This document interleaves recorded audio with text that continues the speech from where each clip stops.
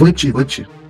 As ações, as opções que estão na mesa contra o regime que eu tenho ouvido são assustadoras, a ponto de fazer com que a lei Magnitsky deixe saudade. Sem mais delongas, eu falei mais cedo no programa que o cancelamento dos vistos dos ministros do STF e seus familiares e Paulo Gonet foi apenas o início das sanções americanas contra o regime.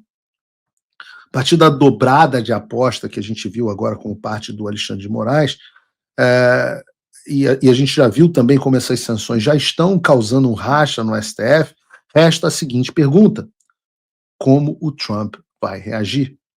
E a gente tem dois caminhos aqui. Nós temos sanções tradicionais, individuais, e nós temos as opções nucleares, diplomáticas e econômicas. E eu falei um pouco sobre isso ontem no Inteligência Limitada. Eu vivo chamando de inteligência artificial, mas é por hábito, né? Mas eu falei ontem no Inteligência Limitada que os Estados Unidos operam sob um paradigma chamado DIME. DIME é o nome de uma moedinha aqui nos Estados Unidos. Mas DIME é um acrônimo para diplomacia, inteligência, militar e economia. Todas as vezes que os Estados Unidos querem projetar os seus interesses, sejam eles quais forem em uma região, eles operam de forma integrada estes quatro aspectos. Eu volto a dizer: o aspecto diplomático, o aspecto de informação e inteligência, o aspecto militar e o aspecto econômico. Vejam, Donald Trump já ativou o aspecto diplomático, ainda não ativou o aspecto de informação e inteligência, não completamente, ainda não ativou o aspecto militar e está parcialmente, já ativou o aspecto econômico. Então, a resposta à pergunta que todos estão esperando é que eu não sei. Será? Não sei porque ninguém sabe. Nem as pessoas da Casa Branca sabem, nem as pessoas do Departamento de Estado sabem. Só Donald Trump sabe como vai agir em relação ao Brasil. O que eu posso dizer é o que vem sendo discutido e também como Trump agiu em algumas situações similares. Vejam, o Brasil comprou briga em todas as direções com os Estados Unidos e com seus aliados, e eu quero começar essa análise fazendo um paralelo com um caso mais parecido e que foi até menos severo do que o caso brasileiro. E eu vou dar o exemplo da África do Sul. Segundo noticiou o Wall Street Journal, devido ao seu alinhamento com o eixo do mal composto por China, Rússia e Irã, a sua postura anti-Israel, a sua corrupção sem freio e a perseguição violenta dos fazendeiros brancos, a África do Sul recebeu as seguintes sanções dos Estados Unidos: suspensão da ajuda financeira dos Estados Unidos à África do Sul em fevereiro, expulsão do embaixador do país em março, negativa do visto, o cancelamento do visto do enviado especial da África do Sul nos Estados Unidos em maio, sinalização americana de que os Estados Unidos podem se opor à reautorização de um importante programa comercial regional. E nessa semana, o secretário do Tesouro, Scott Bessent, não compareceu à reunião dos ministros das finanças do G20 na África do Sul. Ainda segundo o The Wall Street Journal, essas ações refletem o status de pária que a África do Sul passou a ter em Washington. Isso foi o que aconteceu com um país infinitamente menos importante, um dos membros do BRICS, né, menos importante em termos econômicos, diplomáticos e estratégicos que o Brasil. E se assim foi com a África do Sul, o Brasil também se tornou um pária em Washington. Logo de cara, a gente vê que as consequências do Brasil foram muito piores do que para a África do Sul. Afinal, não foi só um enviado especial que teve o visto negado, mas quase totalidade do Supremo Tribunal Federal e seus familiares que tiveram seus vistos cancelados. E se na África do Sul o Trump anunciou uma tarifa de 30%, no Brasil ele já começou com uma de 50%, com os senadores americanos ameaçando novas tarifas entre 100% e 500%. Então nós temos que dizer que as consequências do Brasil até agora foram mais severas do que a da África do Sul, o que me leva a um segundo ponto de análise. E agora eu quero falar do caso da Colômbia. Em 26 de janeiro desse ano, depois da Colômbia, do Gustavo Petro, amigo do Lula, comunista, guerrilheiro, proibir a aterrissagem de 2 voos vindos dos Estados Unidos que carregavam imigrantes ilegais deportados, o Trump anunciou que deu a seguinte diretiva aos membros da sua administração como forma de retaliação à Colômbia. E eu vou citar aqui ipsis literis. Essas são as diretrizes. Tarifas emergenciais de 25% sobre todos os produtos que entram nos Estados Unidos. Em uma semana, as tarifas de 25% serão elevadas para 50%. Proibição de viagem e revogação imediata de visto de autoridades do governo colombiano, bem como de todos os seus aliados e apoiadores. Sanções de visto a todos os membros do partido, familiares e apoiadores do governo colombiano. Inspeções reforçadas pela alfândega e proteção de fronteira em todos os cidadãos e cargas colombianas por razões de segurança nacional. Imposição total de sanções do IEPA, Lei de Poderes Econômicos e Emergência Internacional, sobre o Tesouro, o sistema bancário e o setor financeiro. Vejam, esse último é muito grave. Então, mas vejam, por causa de 2 aviõezinhos que não puderam pousar na Colômbia, o Trump ameaçou a imposição de todas essas sanções que eu listei aqui agora. Agora, imagina você, se o Trump fez isso por causa de 2 aviões americanos, o que ele vai fazer com o regime ditatorial que está perseguindo cidadãos e empresas americanas e que basicamente rotulou os Estados Unidos como inimigo declarado? Se você for pegar a lista do Trump para o Petro, o Brasil já começou com o dobro de tarifa, 50%. E no Brasil começou em 50%, o Lindsey Graham, que é um importante senador aqui, diz que pode ir até 500%. A proibição de viagem e revogação imediata dos vistos da autoridade também já aconteceu. Aconteceu para o Supremo, aconteceu para a PGR. Restam, então, sanções de visto a todos os membros do braço político do regime, bem com os seus familiares e apoiadores, alô Polícia Federal, alô funcionários do TSE, alô pessoas ligadas ao PT, a inspeção reforçada em todos os cidadãos e cargos brasileiros que tentem entrar nos Estados Unidos, alô você que está querendo viajar para os Estados Unidos, e a imposição de sanções econômicas, bancárias e financeiras através do AIPA, do IEPA, ou da Lei Magnitsky. E eu volto a repetir aqui, essas foram as opções ventiladas por causa de 2 aviõezinhos.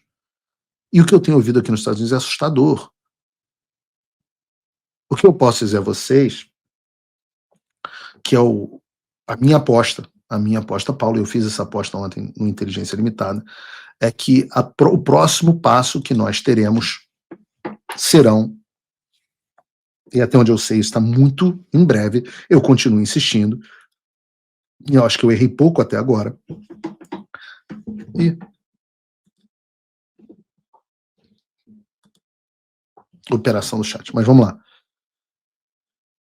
A minha aposta até agora é que o Alexandre de Moraes sofrerá sanções Magnitsky no futuro próximo.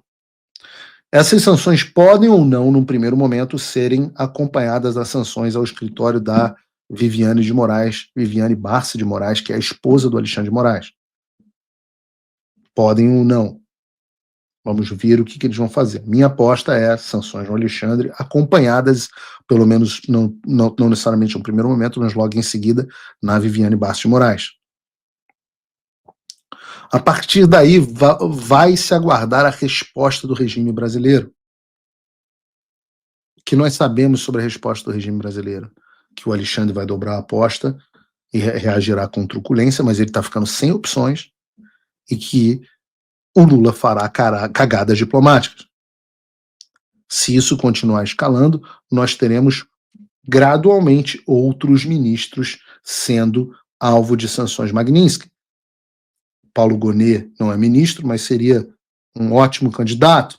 Eu diria que logo em seguida viria o presidente da corte, o ministro Barroso. Eu diria que logo em seguida viria o decano da corte, Gilmar Mendes. Todos eles com os seus familiares.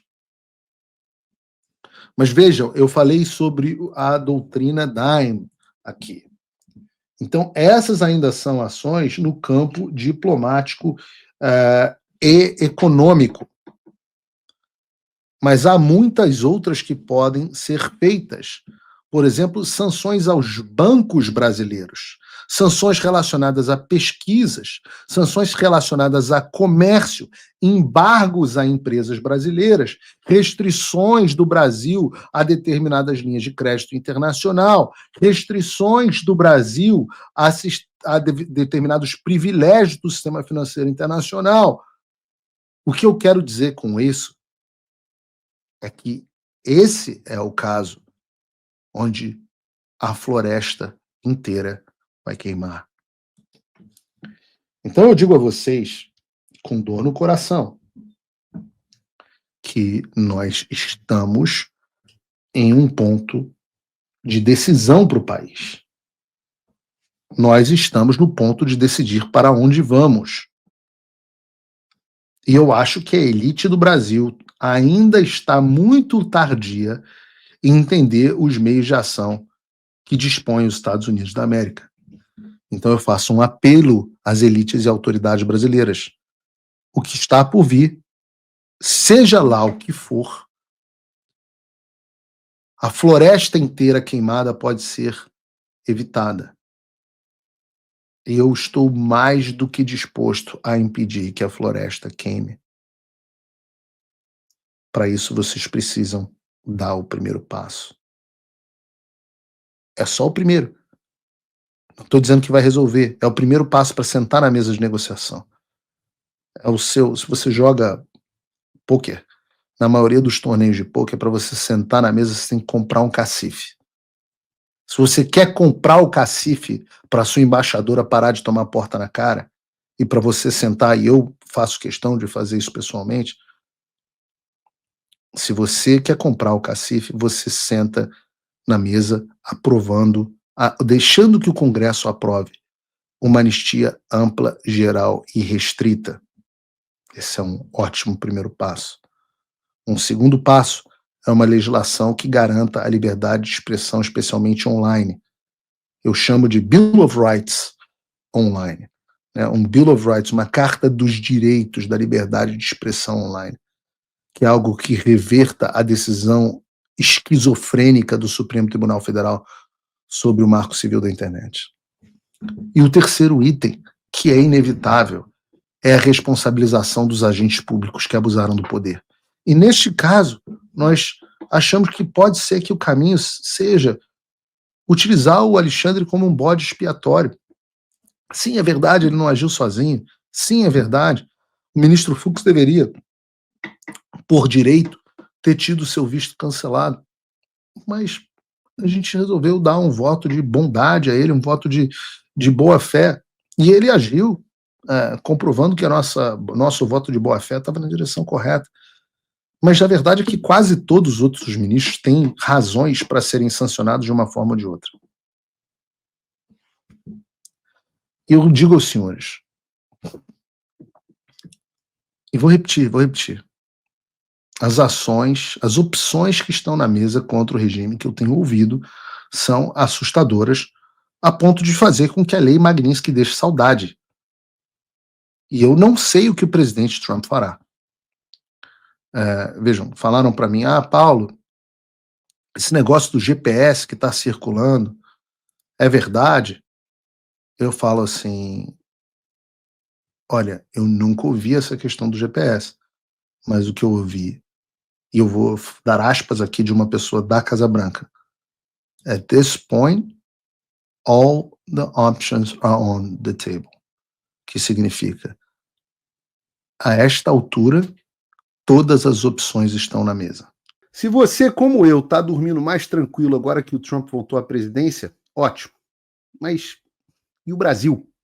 Nosso país continua no buraco. A volta do Trump nos dá esperança, mas as coisas não vão se resolver sozinhas. Vai ser preciso muito trabalho, meu e seu.